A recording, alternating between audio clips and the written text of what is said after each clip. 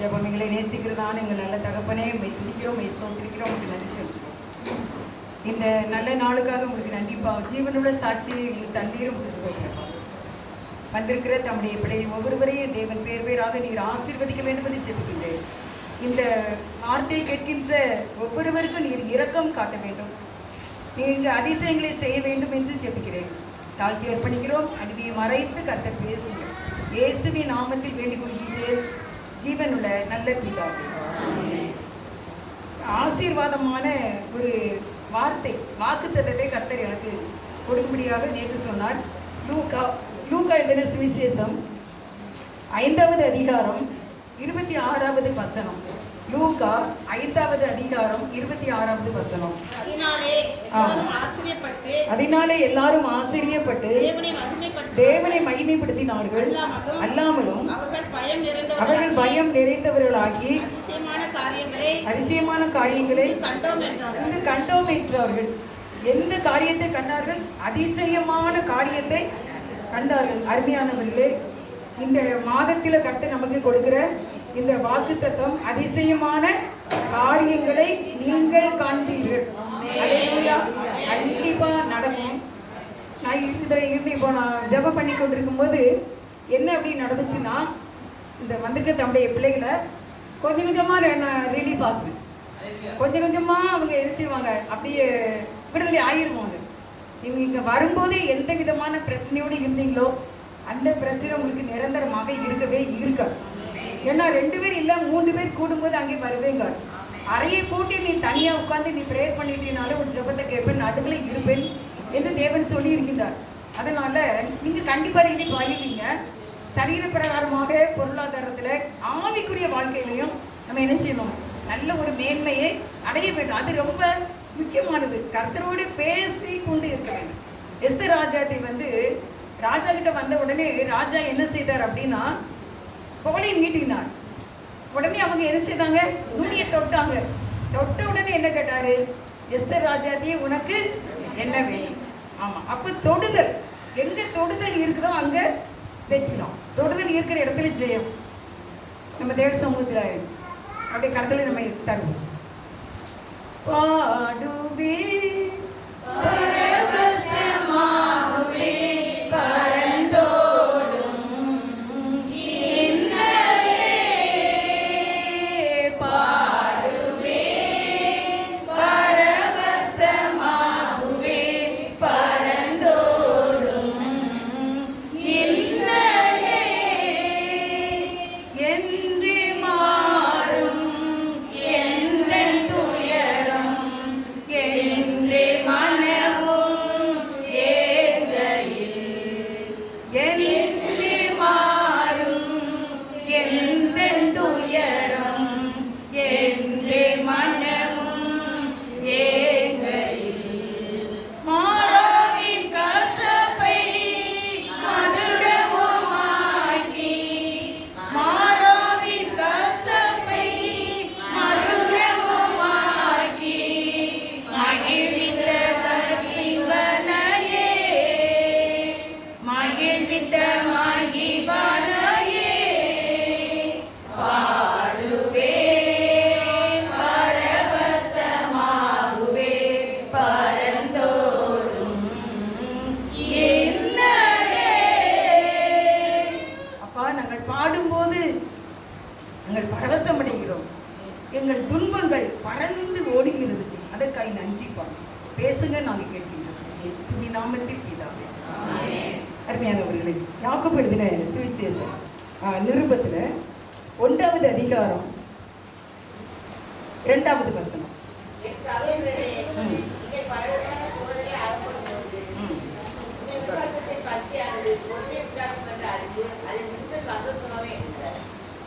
இந்த நாட்களில் நமக்கு என்ன அப்படின்னா, பலவிதமான சோதனை அப்படின்னு இருக்கு.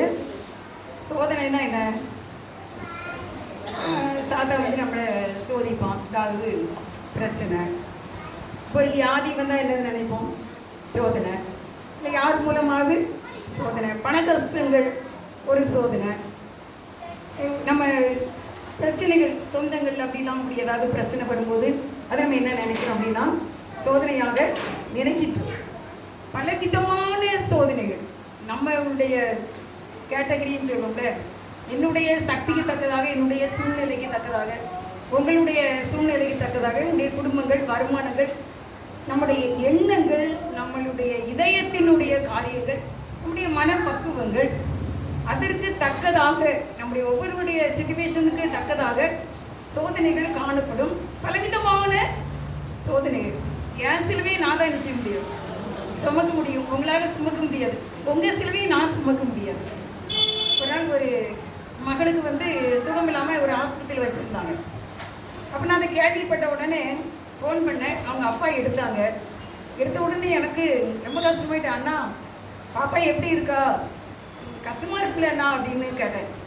அப்போ அந்த அண்ணன் சொன்னாங்க, அக்கா என் சிலுவையை நான் தான் சுமக்க முடியும், என் சிலுவையை நான் சுமந்து தான் ஆகணும் அப்படின்னு சொன்னாங்க. அப்போ கண்டிப்பாக உங்களுக்கு வச்சுதாண்ணா அப்படின்னு சொன்னேன். அப்படியே எனக்கு ரொம்ப அந்த வார்த்தை சில வருடங்கள் ஆயிடுச்சு. ஆனால் எனக்கு ரொம்ப ஒரு ஆச்சரியமாக தான் இருக்கு. அவங்களுக்குரியதை யார் மேலேயும் நம்ம சுமத்தவும் கூடாது, சுமத்தவும் முடியாது. நாமே சுமந்து அதை கொண்டு செல்கின்றோம். இப்போ பலவிதமான சோதனைகள் உங்களுக்கு அகப்படும் போது நம்ம என்ன செய்யணும்? ஆவிக்குரிய காரியத்தை நம்ம டெஸ்ட் பண்ணி பார்க்கணும். ஆவிக்குரிய சோதனைகள் உண்டு. ஆவிக்குரிய சரீரத்தில் ஒரு வியாதி, ஒரு பலவீனம் தான் அது ஒரு சோதனை. ஆவிக்குரிய சோதனைகள் அதை நம்ம ஜெயிச்சிட்டோம்னு வச்சுக்கோங்க, எல்லாமே சரியாயிடும். எண்ணங்களில் ஃபர்ஸ்ட் என்னது? எண்ணங்களில். நான் உங்களுக்கு ஒரு கதை சொல்வேன்னு சொன்னேன். சரியா? நடுவில் கதையை மறந்துட்டேன். ஒரு தாயானவளுடைய ஒரு காரியம் எப்படின்னா, ஒரு அழகான நிறைய பழங்கள் கொடுத்த ஒரு மரம். அந்த மரத்துக்கிட்ட ஒருவன் சோகமாக போனானாமா. உடனே அந்த மரம் கடிச்சான். ஏன் தம்பி இவ்வளோ கவலையாக வந்திருக்க, என்ன உனக்கு? எனக்கு ரொம்ப வயிறு பசிக்குது, ரொம்ப வயிறு பசிக்குது. ஆகா, என் மரத்தில் இருக்கிற பழங்களை பறித்து சாப்பிடலாம், நல்லா பறித்து சாப்பிட்டுக்கோ, எவ்வளோ நாள் சாப்பிடலாம், எப்போனாலும் சாப்பிடலாம் அப்படின்னு சொன்னானாமா. உடனே அவன் நல்லா வயிறு நிறைய சாப்பிட்டுட்டு போயிட்டானாம். இந்த மரத்துக்கு என்ன அப்படின்னா, இவனோட ஃப்ரெண்டாக இருக்கணும்னு ஆசை. இவன் நம்மக்கிட்ட பேசிகிட்டு இருக்கட்டும், நம்ம கூட இருக்கட்டும் அப்படின்னு ஆசைப்பட்டானாம். ஆனால் இந்த பழத்தை தின்னுட்டு போனவனே காணவே செய்யலையாம். உடனே இந்த மரத்துக்கு ரொம்ப கவலையாயிட்டாமா. என்னடா இவனை காணுமே அப்படின்ட்டு யோசிச்சுட்டே இருக்கும்போது ஒரு நாள் வந்தானாமா சோகத்தோட. உடனே என்ன தம்பி இன்னைக்கு சோகமாக வந்திருக்க? அதுவா, எனக்கு ரொம்ப கடன் ஆகிட்டு பார்த்துக்கோ, ரொம்ப கடன் இருக்கு, என்னால் அந்த கடன் அடைக்க முடியாது போல, அதான் நான் இவ்வளோ கவலையோட என் நண்பனாகி உன்னை தேடி வந்தேன் அப்படின்ட்டு. அப்போ அந்த மரம் சொல்லிச்சான், இதில் இருக்கிற பழங்கள் உனக்கு காணுமா? காணாதுன்னா இன்னுமே நான் என்ன செய்கிறேன், நிறைய பழங்களை தாரேன், நீ எல்லாவற்றையும் கொண்டு போய் விற்று இந்த கடனை அடைத்து கொண்டு வா. Right, okay. உடனே நிறைய பழங்களை கொடுத்ததும் நீ கூட கூட அள்ளி என்ன செய்தானாமா கொண்டு விற்று இந்த கடன்களை அடைத்து விட்டான். உனக்கு ரொம்ப சந்தோஷம். மரம் எதிர்பார்த்துக்கிட்டே இருக்கு, நண்பனை காணுமே, பேசிகிட்டு இருக்கலான்னு ஆசையாக இருக்குது அப்படின்னு எதிர்பார்த்துக்கிட்டே இருக்கான். காணவே செய்யலை. ஒரு நாள் வந்தான். எப்படி தான் வருவான் அவன்? எப்போவுமே சோகத்தோடு தான் வருவான். நம்மளும் ஆண்டவர்கிட்ட அப்படி தானே போவேன். என்னாலும் ஏதாவது ஒரு பாடைகளை கொண்டுட்டு தான் போகிறோம். உனக்கு என்ன என்ன தம்பி சோகம் வந்திருக்கு, என்ன பிரச்சனை? அது கேட்டியா? எனக்கு வீடு இல்லை பார்த்துக்கோ, வீடு இல்லாமல் நான் அலைஞ்சிட்டு இருக்கேன், எனக்கு வீடு கட்டணும் அப்படின்னு. அப்போ அந்த மரம் சொல்லிச்சான், இது என்ன பெரிய மேட்ரா, இது ஒன்றும் பெரிய பிரச்சனை கிடையாது. என் மரத்திலே அனைத்து கிளைகளை நான் உனக்கு கொடுக்கின்றேன், என் கிளைகளை வெட்டி கொண்டு போய் நீ உனக்கு வீடு கட்டிக்கோ அப்படின்னு சொல்லி ஆங்காங்கே கிளைகள், அப்படியே கிளைகள் நிறைய வந்துச்சாமா. உடனே என்ன செய்தான், கிளைகள் எல்லாம் வெட்டிட்டு போய் நல்லா வீடு கட்டிட்டான். ஆளகணும். திருப்பி அவனுக்கு ஒரே இதாகிடுச்சு, நம்முடைய ஃப்ரெண்ட் என்ன இப்படி காணாமல் போயிடும், சீக்கிரம் நல்லா இருக்கும், அவன்கிட்ட பேசிக்கலாம்னு ஆசையாக இருக்குது அப்படின்னு. கிளைகளே இல்லை. இப்போ மரம் என்ன செய்திருக்கு, மரம் மட்டும் இருக்குது. திருப்பி ஒரு நாள் வந்தானா, எனக்கு இன்னும் கொஞ்சம் தேவைப்படுதே வீடு கட்டுறதுக்கு அப்படின்ட்டு. அப்போ அந்த மரம் சொல்லிச்சான், கிளைகள் தான் இல்லை, மரம் இருக்குல்ல, அதை கொஞ்சம் என்ன செய்துக்க வெட்டிட்டு போ அப்படின்னு. அப்படி சரின்ட்டு அதையும் வெட்டிட்டு போயிட்டான். நல்லா வீடு கட்டியாச்சு, ஆளை தோணும், இதுதான் நம்ம ஃப்ரெண்டுக்கு இன்னும் காணுமே அப்படின்னு யோசனை இருக்கும்போது ஒரு நாள் வருகின்றான். வரும்போது கிழமை தான் வரும். உனக்கு என்ன ஆயிற்று? வயசாயிற்று, மனைவி பிள்ளைங்களாம் ரொம்ப வயசாகிட்டாங்க எல்லாருமே.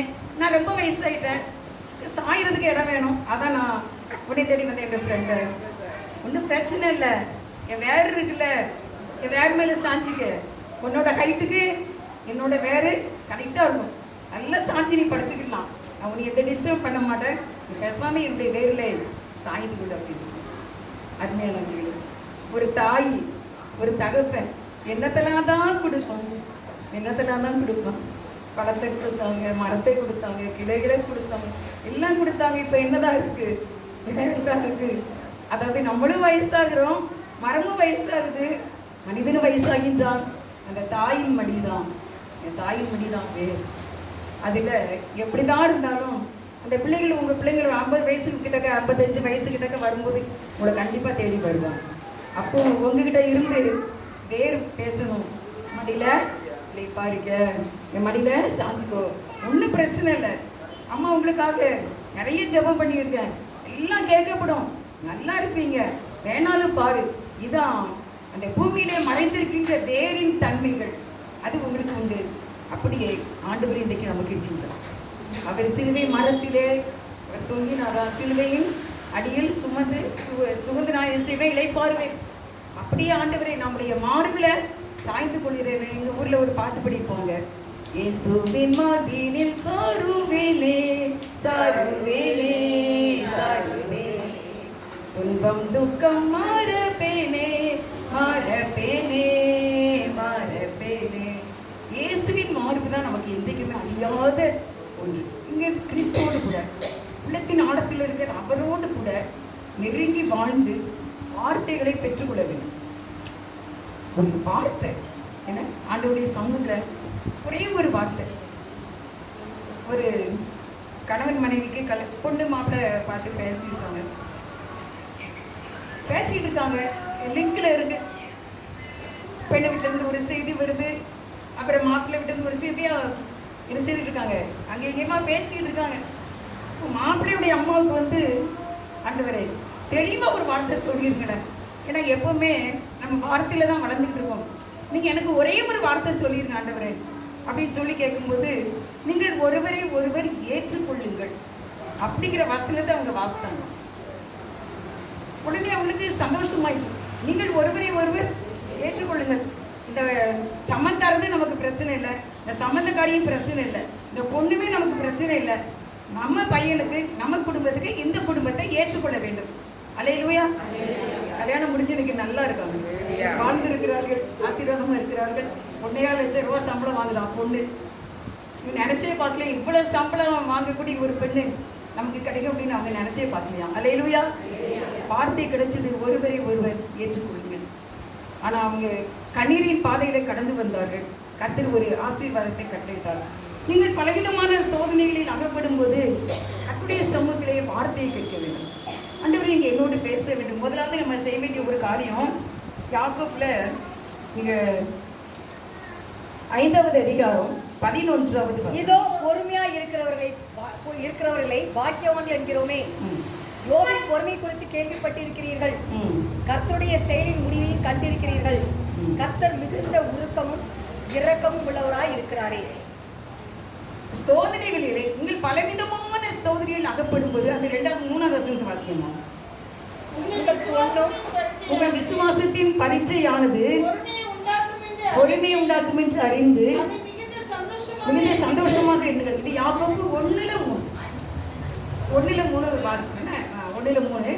நீங்கள் இந்த சோதனையில் அகப்படும் பொழுது இந்த சோதனை உங்களுக்கு எதை உண்டாக்கும் என்று அறிந்து, பொறுமையை உண்டாக்கும் என்று அறிந்து அதை நீங்கள் மிகுந்த சந்தோஷமாக இருங்கள். அப்போ ஒரு பிரச்சனை உங்ககிட்ட வரும்போது நீங்கள் பொறுமையை தான் கையாள வேண்டும். அப்படி நீங்க பழகிட்டீங்கன்னா அது உங்களுக்கு எப்படின்னா ரொம்ப இன்ட்ரெஸ்டா இருக்கும். அதிகமான ஜெபம் செய்வீர்கள். எப்படி ஒரு கப்பல் காற்று கடல் அதிகமாக அடிக்கும் போது மாலுமி கேப்டன் எப்படி ஆகிடுவார், அலர்ட் ஆகிடுவார். எங்க நங்கூரத்தை போடணும், சுக்கானை எப்படி திருப்பணும், கப்பலின் அடித்தளத்தின் நிலைமை என்ன அப்படின்னு நம்ம ரொம்ப அலர்ட்டாக இருக்கும். அதே மாதிரி நமக்கு சரீரத்தில் வியாதியா, இல்லை குடும்பத்தில் பிரச்சனையா, பணத்தேவை நெருக்கடியில் போய் நிற்கிறோமா, ஏதோ ஒன்று நடக்கணும், நடக்காமல் இருக்கும்போது நம்மளை எப்படி இருக்கணும், சுறுசுறுப்பாகிடணும், அலாட்டா இருக்கணும்னு சொல்லுவாங்க. கண்டுபிடிக்கணும். இதுல வந்து எனக்கு என்ன பண்ண கண்டிப்பா செய்யும். ஒரு பிள்ளை எனக்கு எப்பவுமே சொல்லுவா, கிறிஸ்தவ வாழ்க்கை லாபம் தான், நஷ்டமே கிடையாது. நஷ்டம் கிடையாது. கடையில் எழுதுவாங்க, என்ன எழுதுவாங்க, லாபம் தான் எழுதுவாங்க. இன்னைக்கு நம்ம அதை நமக்கு பொறுமையை உண்டாக்கும் என்று அறிந்து சந்தோஷமாக இருந்தீர்கள். இன்னைக்கு நம்ம வாழ்க்கையில பலவிதமான சோதனைகள் உங்களுக்கு இருக்கு. சாத்தான சோதிப்பான், மனிதர்கள் மூலமாக வரும், பலவீனத்தின் நிமித்தம் வரும், கணவனாலும் வரும், பிள்ளைகளாலும் வரும், அடுத்த வீட்டுக்காரங்களாலும் எது வந்தாலும் நம்ம எப்படி இருக்கணும்? நான் பொறுமையாக இந்த இடத்துல இருக்க வேண்டும் என்று நம்ம நல்லா தெளிவாக இருக்க வேண்டும். அதாவது எப்படின்னா விழிப்பாக இருக்க வேண்டும். இந்த காக்ரோச் இருந்து பாருங்க, இந்த கருப்பாம்பூச்சி, அது என்னைய பாடாப்படுத்து. செத்து போன மாதிரி கீழே கிடந்து மல்லக்க கிடக்கும். மல்லக்க கிடந்தா என்ன, எதுவுமே மல்லக்க கிடந்தா அவுட்டு தான். சரி, இது அந்த உப்பு தட்டை எடுத்துட்டோம்னு பாருங்க, பழச்ச மாதிரி ஓடும். நடிக்கவா சரி, ஒரு கட்டை கிடக்கு மாதிரி ஒன்று பக்கத்தில் வச்சுருக்கேன். அதை வச்சு நல்லா நடிச்சிட்டு தான் திருப்பி அதை டஸ்ட்பின்குள்ளே போடுறது. எனக்கு ஆண்டவர் இன்னைக்கு கூட அப்படி ஒன்று தான் மாறிச்சு. எனக்கு ஆண்டவர் ரொம்ப கற்றுக் கொடுப்பேன். சாப்பிட்றா இருந்தால் ஒரேடியாக செத்துரு. என்ன இந்த ஏமாத்து வேலை எது செய்யாது. தேவனை ஆண்டவர் சொல்கிறாரு, என்னை பார்த்து சொல்வார், இந்த கிறிஸ்துக்குள்ள நீ என்னைக்கு வந்து அன்னைக்கு நீ சிலுவையில் அறையப்பட்ட வாழ்வது நான் இல்லை. ஒரு நாள் நம்ம ஆலயத்தில் இருந்து நான் ஆராதனை முடிச்சுட்டு 6 இதே மாதிரி 6 to 6 தான் அப்படி நான் போய்கிட்டு இருக்கேன். ஒரு பாடல் கேட்டுச்சு எனக்கு, வாழ்வது நான் அல்ல என்னில் இயேசுவே வாழ்கின்றீர், வாழ்வது நான் அல்ல என்னில் இயேசுவே வாழ்கின்றீர், வாழ்வது நான் அல்ல இயேசுதான் அப்படின்னா முழுவதுமாக சிலுவையிலே அறைந்து விட வேண்டும். அப்போ இந்த சோதனை வந்து வரும்போது பொறுமையாக இருந்து விட வேண்டும். அதான் பொறுமையாக இருக்கிறவர்களை பாக்கியவான்கள் என்கிறோமே. யோபுல நம்ம 5வது அதிகாரத்தில் 11 பார்க்குறோம். நீங்கள் பொறுமையாக இருந்து விட்டால் நீங்கள் பாக்கியவதிகள். அது அந்த வசனத்தை என்ன சொல்லியிருக்கு? யோபின் பொறுமையை குறித்து வாசிங்க. இதோ பொறுமையா இருக்கிறவர்களை பாக்கியவான்கள் என்கிறோமே, யோபின் பொறுமை குறித்து கேள்விப்பட்டிருக்கிறீர்கள், கர்த்தருடைய செயலின் முடிவையும் கண்டிருக்கிறீர்கள். அப்போ கர்த்தருடைய செயலின் முடிவு என்ன? ரெட்டிப்பான நன்மை. அப்போ கர்த்தர் வந்து அந்த மாதிரி பொறுமையாக இருப்பது ரெட்டிப்பான நன்மை தரும். இன்னொரு காரியம், நம்ம சரியாக நம்ம எப்பவுமே எல்லாவற்றிலும் சரியாக இருப்பது போல் நம்ம நினைக்கவே கூடாது. எப்படி நினைக்க கூடாது? சரியான நபர் தான் நான் அப்படிங்கிற எண்ணம் நம்ம கூட இருக்கவே கூடாது. எதுல ஒண்ணு கூட நம்ம என்ன செய்திருவோம், பேசிடுவோம், நினைச்சிருவோம். பேசக்கூட இல்லாட்டாலும் நம்முடைய நினைவுகள்ல அது வரும். நிறைய நேரம் ஆண்டவர் வந்து என்கிட்ட அப்படி பேசுவார், இவங்கள மாதிரி நம்ம இருக்கணும்னு நினைக்காத, இவங்கள மாதிரி நம்ம வாழணும்னு நினைக்காத, நீனாகவே என்ன செய்யணும், வாழணும். நான் வந்து எனக்கும் சில சமயத்தில் சில டார்ச்சர் வரும். இப்போ கூட சமீபத்தில் இப்போ 2-3 நாளைக்கு முன்னால் வாட்ஸ்அப்பில் பார்த்தீங்கன்னா ஒரு பயங்கரமான பேட், ஆனால் அது எனக்கு தான் போட்டிருந்தாங்க. நான் அது என்ன செய்துட்டேன், கூர்ந்து பார்த்துட்டேன். அதை கொஞ்சம் கை அமுக்குனா நின்று வரும் ஸ்டேட்டஸில் அப்படி கொஞ்சம் வச்சு இப்படி பார்த்துட்டேன். பார்த்தோன்னே எனக்கு அப்படியே ஒரு மாதிரி ஆகிட்டு, சரி சோதராண்டபடி அப்படின்ட்டு அதை நான் அப்படி விட்டேன். அது பிறகு நினச்சி நம்ம அந்த ஸ்டேட்டஸில் பார்க்கவே கூடாது அப்படின்ட்டு. ஆனால் அப்போ நான் என்ன நினச்சேன் அப்படின்னு சொன்னால், அவங்களுக்காக இந்த வசனம் தான் எனக்கு வந்துச்சு. உங்களை சத்துருக்களை சிநேகியுங்கள், உங்களை சபிக்கிறவர்களை ஆசீர்வதிங்கள், உங்களை பகைக்கிறவர்களுக்கு நன்மை செய்யுங்கள், நான் உங்களுக்கு சொல்கிறேன். நான் அந்த வசனத்தை எழுதும்போது அவர்கிட்ட சொன்னதை எழுதுறவர்கிட்ட செல்வியை தான் அனுப்பியிருந்தால, ஆறுதலாக எழுதுங்கண்ணா, எங்கள் மக்களுக்கு வந்து ஆறுதலாக இருக்கட்டும் அப்படின்னு. அவர் சொன்னார், இல்லைக்கா கடைசி காலம் வந்துட்டோம், எச்சரிப்பின் வார்த்தைகளை தான் கொடுக்கணும் அப்படின்ட்டு தான் அதையும் இதையும் எழுதினார். அப்படின்னு அதை நினச்சிட்டு, சரி ஆண்டவரே நான் உங்களை என்ன செய்கிறேன், நல்லா ஆசீர்வதிக்கிறேன் அப்படின்னு சொல்லிட்டு நான் ஹாப்பியானேன். எதுக்குன்னா இது சொல்லியிருக்கு, நீ பொறுமை அதை நீ பொறுமையாக சகித்தால் நீங்கள் சந்தோஷமாக எண்ண வேண்டும். சரி, எனக்கு இப்படி ஒன்று வந்திருக்கு, இதில் இந்த எஃப்ஐஆரில் நான் ஜெயிச்சிட்டேன், எனக்கு தற்கால இது விடுதலை கிடையாது, நிரந்தரமான விடுதலை, எனக்கு மேட்ரே இல்லை இப்போ அப்படிங்கிற அளவுக்கு பாட்டு சொன்னாங்க. நீ யார்கிட்ட இறைச்சிக்கூடாது, வீட்டில் பிள்ளைகள்கிட்ட சொல்லிடக்கூடாது, சொல்லவே கூடாது பிள்ளைகள்கிட்ட அப்படின்னு சொல்லிட்டாங்க. ஏன்னா நம்ம வீட்டுக்குள்ளே ஷேர் பண்ணிக்கிட்டோம்.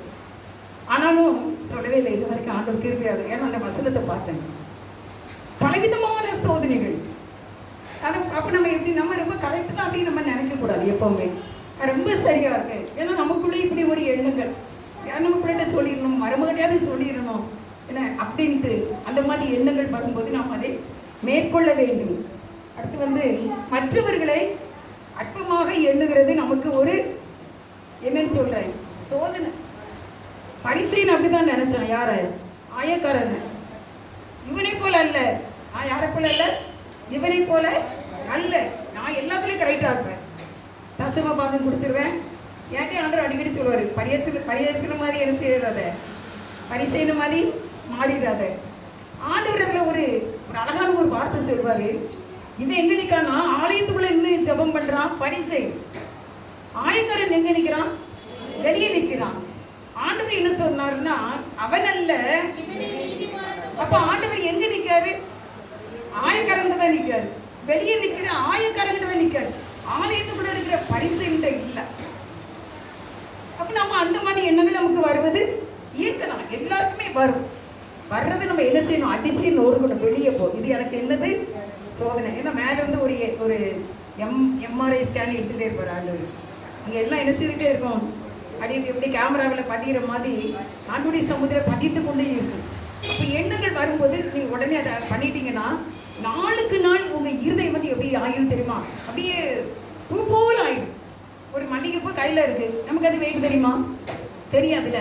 அதே மாதிரி நம்முடைய இருதயம் ரொம்ப ஃப்ரீனஸாக இருக்கும், ரொம்ப சந்தோஷமாகவும் இருக்கும். அந்த மாதிரி ஒரு சோதனைகள். மற்றவர்களே இன்னையிலிருந்து நம்ம என்ன செய்யக்கூடாது? அற்பமாக நினைக்கவே கூடாது. கணவனை கூட நினைக்கக்கூடாது, பிள்ளைகளையும் நினைக்கக்கூடாது. நம்முடைய உறவினர்கள் எல்லாம் இருக்கணும், அவங்கவுங்க ஸ்டேட்டஸில் அவங்கவுங்க இருப்பாங்க. நான் என்ன நம்மளை எப்படி அழைத்தாரு, நான் எனக்கு இப்படி இந்த துக்கமான இந்த ஸ்டேட்டஸில் பார்த்த உடனே கூட ஒன்று நினச்சேன். நான் அழுகையின் பள்ளத்தாக்கில் தான் கர்த்தர் என்னை தெரிந்து கொண்டார். நெருக்கத்தின் மத்தியில், பயங்கரமான ஒரு போராட்டத்தின் மத்தியில் கர்த்தர் என்னை இந்த இடத்துல அவர் முகத்தை வச்சு ஒன்று எனக்கு தா அப்படின்னு கேட்டார். நான் அந்த ஒன்று நினச்சிக்குவேன். நான் எந்த சிச்சுவேஷனில் 24 வயசில் நான் என் ஆண்டவரை என்னை ஏற்றுக்கொண்டார். அதை நான் நினச்சி பார்ப்பேன். அதை நான் நினச்சி பார்க்கும்போது இதெல்லாம் எனக்கு ஒன்றுமே கிடையாது. என்னை அப்படிப்பட்ட ஒரு இருளின் பள்ளத்தாக்கிலே, மரணத்தின் பள்ளத்தாக்கிலே இருக்கும்போது என் தேவன் என்னை ரட்சித்தாரே. ஒரு அக்காட்ட கேட்டேன், நீங்கள் எப்படிங்க இயேசுப்பா எதுவும் ரட்சிக்கப்பட்டீங்கன்னு கேட்டேன். என் நெக்லஸ் ஒன்று காணாமல் போச்சு. அந்த நெக்லஸ் காணாமல் போன உடனே நான் ரொம்ப அந்த சர்ச்சில் ப்ரேயர் பண்ணேன். அந்த நெக்லஸ் எனக்கு கிடச்சிக்கிட்டு, அப்போ இந்த கோயிலில் உள்ள கடவுள் தான் உண்மையான கடவுள் போல அப்படின்னு சொல்லிட்டு நாங்கள் போய் ஞானஸ்நானம் எடுத்து நான் அந்த சபைக்கு என் பிள்ளையை நானும் இந்த கணவரும் நாங்கள் இந்த சர்ச்சுக்கே நாங்கள் வந்துட்டோம் அப்படின்னா. நான் அப்படிப்பட்ட சூழ்நிலையில் வரல. அழுகையின் பள்ளத்தாக்கிலே வந்து என்னுடைய அழைப்பை நான் நினைத்து பார்த்தேன். கர்த்தர் நம்ம அழைத்த அழைப்பும் இந்த கிருபை வரங்களும் மாறாதவைகள். எங்க நம்ம அழைக்கப்பட்டோம், எந்த சூழ்நிலையில நம்ம அழைக்கப்பட்டோம், அதை நம்ம நினைச்சிட்டோம்னா எதுக்கு வருகிற சோதனைகளும் ஒண்ணுமே கிடையாது, ஒண்ணுமே கிடையாது. நீங்க பலவிதமான சோதனைகளில் அகப்பட்டு கொண்டு இருக்கீங்களா? ஆண்டவருடைய சமூகத்துல நெருங்கி வாங்க. அப்பா நீங்க தான் 100க்கு 100 உண்மையே நான் செய்கிறேன், நம்புகிறேன். நீங்கள் எப்படியாவது எனக்கு விடுவித்து என்னுடைய வாழ்நாள் எல்லாம் என் ஆயுள் முழுவதும் சமாதானத்தின் நாட்களாக இருக்க எனக்கு கிருபை செய்யுங்க என்று ஜெபிக்க வேண்டும். இதெல்லாம் பாவம் தான். நான் எழுதிட்டேன். இது சோதனை. இந்த செய்தி எடுக்கும்போது மணி 1க்கு மேலே, இரவிலே 1 மணிக்கு மேலே தான் கர்த்தர் எனக்கு இந்த வார்த்தைகளை கொடுத்தார். பண கஷ்டம். அடுத்து என்னது? பண கஷ்டம். பண கஷ்டம் ஒன்றுமே இல்லை நம்மகிட்ட. இன்னைக்கு கரண்ட் பில் கட்டணும், இன்னைக்கு நாளைக்கு கரண்ட் பில் கட்டணும், இன்னைக்கு ஒன்றுமே இல்லை அப்படின்னா அது எவ்வளோ பெரிய ஒரு கஷ்டம். இந்த சோதனை ஆண்டவரே பொறுமையோடு கூட நீங்கள் நடத்துவீங்கப்பா. நடத்தினுடைய சமூகத்தில் எனக்கு ஒப்பு கொடுக்குறேன். பண கஷ்டம் என்னை இப்படி தீர்த்து போகணும். இன்னைக்கு தான் ஃபஸ்ட் அண்ட் லாஸ்ட். இனிமேல் என்னுடைய வாழ்க்கையில் இந்த பண கஷ்டம் வரவே கூடாது. அடுத்த ஒரு சோதனை மற்றவர்களால் புறக்கணிக்கப்படுதல். மற்றவங்களை நம்மளை பார்த்து புறக்கணிக்கிறது, அற்பமாக நம்மளையும் நினைக்கிறது, அது நமக்கு என்னது? ஒரு சோதனை. அதில் ஒரு அண்ணி சொல்லுவாங்க, கண்ணீர் மட்டும் வச்சிடக்கூடாது. என்னை இப்படி சொல்லிட்டாங்க, இப்படி பேசிட்டாங்க, எங்கள் கணவன் இப்படி ஒரு வார்த்தையை கேட்டுட்டாரு அப்படின்னு சொல்லி கண்ணீர் மட்டும் வடிக்காதீங்க. சீவனுக்கு போகணும்னா இந்த மாதிரி கண்ணீர் வடிக்கவே கூடாதான். இயேசு அவருடைய சோதனைகளை எண்ணாமல் சகித்தார். கண்ணத்தில் அடித்தாங்க, செவுக்கு அடித்தாங்க, எல்லாம் பண்ணினாங்க. ஆனால் அவர் அதெல்லாம் பெருசாக நினைக்கல. நான் பரலோகத்திலிருந்து வந்தேன், என்ன எனக்கு இப்படி பண்ணுறீங்களே அவர் எண்ணவே இல்லை. சொல்லன்னா சோதனையை எண்ணாமல் சகித்தாள். அப்போ நம்மளும் அப்படி தான் நினச்சிக்கிடணும். இயேசுவாவே எவ்வளோ பாடுபட்டாங்க, இதெல்லாம் ஒன்றும் இல்லை, இந்த தேவையை சந்திக்க ஆண்டவரே என்று புறக்கணிக்கப்படும் போது நம்ம நினைக்க வேண்டும். இது என்ன அப்படின்னா விசுவாசத்தின் ஒரு பரீட்சை. பணக்கஷ்டம் விசுவாசத்தின் பரீட்சை தான். ஆண்டவர் எப்படி நீங்கள் என்ன செய்வீங்க, இந்த தேவையை நீங்கள் சந்திப்பீங்க, அந்த சோதனையில் எனக்கு வெற்றி வேணும் அப்படின்னு சொல்லி கேட்கணும். இதனால நமக்கு என்ன உண்டாகும் அப்படின்னா பொறுமை உண்டாகும் என்று சொல்லுகிறார். அருமையானவர்களே, நம்ம பாக்கியவான்களாக மாறுவதற்கு இந்த பலவிதமான சோதனையில் பொறுமையை கையாள வேண்டும். பிள்ளைகளால் நமக்கு கஷ்டம் வரும், பிள்ளைகளால் நம்ம நெருக்கப்படுவோம், கொடுக்கப்படுகிற சிச்சுவேஷன் வரும்போது பொறுமை தான் உங்களை ஆசீர்வதிக்க முடியும். பொறுமையாக இருக்கிற நீங்கள் பாக்கியவதிகளாக இருப்பீர்கள், கர்த்தர் வெற்றி தருவார். நம்ம பிள்ளை தான் அப்படின்னு சொல்லிட்டு நம்ம எதையும் சொல்லிட முடியாது. நம்ம அம்மா தான் அப்படின்ட்டு நம்ம எதையும் என்ன செய்ய முடியாது, சொல்லவே முடியாது. ஒரு அம்மா என்கிட்ட சொன்னாங்க, முன்னால் நான் வாலி பிள்ளையாக இருந்தேன் அம்மா வீட்டில். அப்போ அவங்க ஒருத்தங்க சொன்னாங்களாம்மா, அவங்க அம்மா என்ன சொன்னாலும் அவங்க கணவன்கிட்ட சொல்லிடுவாங்களா, அவங்க கணவன் என்ன சொன்னாலும் அவங்க அம்மாட்ட சொல்லிடுவாங்களா. அப்போ அந்த அம்மா என்ன சொல்கிறாங்க அப்படின்னா, அவங்க கணவன் என்னம்மா சொல்லிட்டு என்கிட்ட சொல்லாமல் இருந்தாங்க. அப்போ எனக்கு அந்த மருமகனை பார்க்கும்போது கஷ்டமாக இருக்கும்ல. நீ என்னதையும் பேசிட்டு போங்க, நீங்கள் என்னதான் பேசிட்டு போங்க, என்கிட்ட ஏன் சொல்கிற அப்படின்னு அவங்க மகட்ட சத்தம் போட்டாங்களாம். நான் ஒன்று ஏசுகிறேன், சரி பரவாயில்ல நீ கேட்டுக்கோ, மன்னிச்சுக்க, மறந்துடு. ஆனால் உன் கணவன் சொன்னதை எனக்கு சொல்லாது, எனக்கு அது என்ன செய்ய முடியாது, தாங்க முடியாது அப்படின்னு சொன்னாங்க. அப்போ நம்ம என்ன செய்யணும் அப்படின்னு சொன்னால், அப்படிப்பட்ட சோதனையிலே ஒருவேளை நம்ம அப்படி கேள்விப்பட்டால் கூட அதுலேயும் நீங்கள் பொறுமையாக தான் இருக்க வேண்டும். பிள்ளைகளால் யார் மூலமாக நம்ம பிள்ளை தான் நம்ம எதையும் சொல்லிடுவோம் கூட. எனக்குலாம் அப்படின்னா பிடிக்கவே செய்யாது. நான் ஆண்டுடைய கிருவினால ஏழை அப்படின்னு கூட நான் பிள்ளைகளை கூட இல்லை. ஏன்னா அம்மா வீட்டில் அப்படி எங்கள் அம்மாலாம் யாருமே கூட இல்லை. இல்லை ஐயா அப்படி தான் சொல்லுவோம், இல்லை பேரை சொல்லி கூடுவாங்க. பெரிய அண்ணனை கூடு, சின்ன அண்ணனை கூடு, பெரிய காவை கூடு, சின்ன காவை கூடு, பெரியம்மா, ஒரு பெரியம்மா உண்டு. அதாவது நடுவில் ஒரு பெரியம்மா, அது பிறகு ஒரு பெரியம்மா, அது பிறகு ஒரு பெரியம்மா இருப்பாங்கல்ல, அவங்களெல்லாம் எப்படி கூடல பேரெலாம் சொல்லக்கூடாது, பெரியம்மா, அப்புறம் ரெண்டாவது பெரியம்மா, அப்படி தான் சொல்லுவாங்க. அந்த மாதிரி சிச்சுவேஷன் நாங்கள் வளர்ந்தோம். அதனால ஏழைன்னு கூட பிள்ளைகளை கூட்டது கிடையாது. அந்த ஒரு பெரிய கிருபனம். யாராவது அப்படி கூட எனக்கு கஷ்டமாக இருக்கும். பிள்ளைகள் எதுக்கு இப்படி கூப்பிடுறாங்க, எவ்வளோ கஷ்டப்பட்டு அருமையாக பார்த்து வளர்த்துட்டு ஏழை வாழை போல அப்படின்னு சொல்கிறது. அதே மாதிரி பிள்ளை ஏழா வாழா போலாம் அப்படின்னு அது மாதிரிலாம் சொல்லக்கூடாது. என்ன என் தங்கமே, என் கண்ணே, எங்கள் வீட்டில் ஒரு கிளி இருக்குது. அந்த கிளி நான் வீட்டுக்குள்ளே ரூமில் உட்காந்து ப்ரே பண்ணிக்கிட்டு தனியாக தான் இருந்தால் பண்ணிக்கிட்டு இருந்தேன். இந்த கிளி பேசுது, என்ன சொல்லுது, என்னம்மா அப்படின்னு சொல்லுது. அப்போ அவங்க வீட்டுக்குள்ளேயே இப்படி பேசியிருப்பாங்க போல, என்னம்மா அப்படின்னு பேசியிருப்பாங்க போல. அது சொல்லுது தனியாக அப்படி உட்காந்துட்டு, என்னம்மா. இப்போ இன்றைக்கு நம்ம வீட்டுக்குள்ளே கூட இது கூட எப்படி கேட்கணும், ஒரு பறவை தேவனு கேட்டுக்கிட்டு இருப்பாங்க. அப்போ நீங்கள் பாக்கியவதியாக மாறும்போது இந்த பொறுமை நமக்கு அவசியமாக இருக்கின்றது. எனக்கும் தேவை, இங்கே இருக்கிற எல்லாருக்கும் தேவை. பாக்கியவதிகளாக மாறுவோர் மேலும் ரெட்டிப்பான நன்மையை தருவார். அதை நினைப்பதற்கும் வேண்டுவதற்கும் அதிகமாய் நமக்கு செய்வார். கடைசி ஒரு வசனம் முடிப்பேன். முடிக்கிற யாக்கோபு 5:7-8. 7 இல்ல 5 அதிகாரம் 7-8. இப்படி இருக்க சகோதரரே, கர்த்தர் வருமளவும் நீடிய பொறுமையாய் இருங்கள். இதோ பயிரிடுகிறவன் பூமி நற்பலனை அடைய வேண்டும் என்று முன்மாறியும் பின்மாறியும் வருமளவும் நீடிய பொறுமையோடு காத்திருக்கிறான். நீங்களும் நீடிய பொறுமையோடு இருந்து உங்கள் இருதயங்களை ஸ்திரப்படுத்துங்கள். கர்த்தரின் வருகை சமீபமாய் இருக்கிறது. இதுல பூமியில விதைக்கிறவன் எப்படி காத்திருக்கிறான், நீடிய பொறுமையோடு. இதோ பயிரிடுகிறவன் பூமியின் நற்பலனை அடைய வேண்டும் என்று முன்மாறியும் பின்மாறியும் வரும்பளவும் நீடிய பொறுமையோடு காத்திருக்கிறான். நீங்களும் நீடிய பொறுமையோடு இருந்து இருதயங்களை ஸ்திரப்படுத்துங்கள். கர்த்தரின் வருகை சமீபமா இருக்கிறது. அப்போ நீடிய பொறுமை அப்படின்னா என்ன, கோபப்படவே மாட்டேன், எரிச்சல் படவே மாட்டேன், பொறுமை தான். என்னுடைய வாழ்க்கையில் இன்றைக்கி நான் எடுக்கிற இந்த காரியம், அதாவது பிரதிக்கிணைப்பாங்க பொருத்தனை என்ன அப்படின்னா தீர்மானம், பொறுமையாக இருந்துருவேன், எதுவுமே நான் பேச மாட்டேன். அதனால் இருதயம் ஸ்திரப்படும். நீங்கள் சுகமாக இருப்பீர்கள். உங்களுடைய விண்ணப்பங்களை கர்த்தர் ஏற்றுக்கொள்வார். வேத சொல்லி கற்பனைகளை கை கொண்டு அவைகளின்படி செய்தால் நீங்கள் கேட்டுக்கொள்வது எதுவோ இது ஒரு புக்கில் ஒரு பக்கம் வரைக்கும் எழுதியிருந்தாங்க இந்த ஒரே வார்த்தை, கை கொண்டு செய்தார், யோவான்ல இருக்கு. அப்போ நம்ம கற்பனைகளை என்ன செய்யணும்? கை கொள்ளணும். இன்னும் ஒரு மெயினான ஒன்று எனக்கு ஆண்டவர் சொன்னாங்க, என்ன அப்படின்னா, உங்கள் வாழ்க்கையில் கஷ்டம் நெருக்க வரும்போது இயேசுவை நீங்கள் மாதிரியாக வைத்துக் கொள்ளுங்க. இயேசுவாகவே அவ்வளோ கஷ்டம், அவ்வளோ பாடு, நமக்கு என்ன சரியாயிடும். இயேசுவையே நீங்கள் ரோல் மாடலாக கொண்டு நீங்கள் வந்துட்டீங்கன்னா கண்டிப்பாக அருமையான முறையில் நீங்கள் ஜெயம் எடுத்துருவீங்க, கோல் போட்டுருவீங்க. நான் அப்படி எனக்கு இப்படி ஆயிட்டு என்னையே எப்படி அப்படிங்கிற அந்த துக்கம் உங்களுக்கு வரவே வராது. அப்படி ஒரு மனம் கஷ்டம் என்ன செய்யாது, வராது. மனசு வலிக்கவே செய்யாது.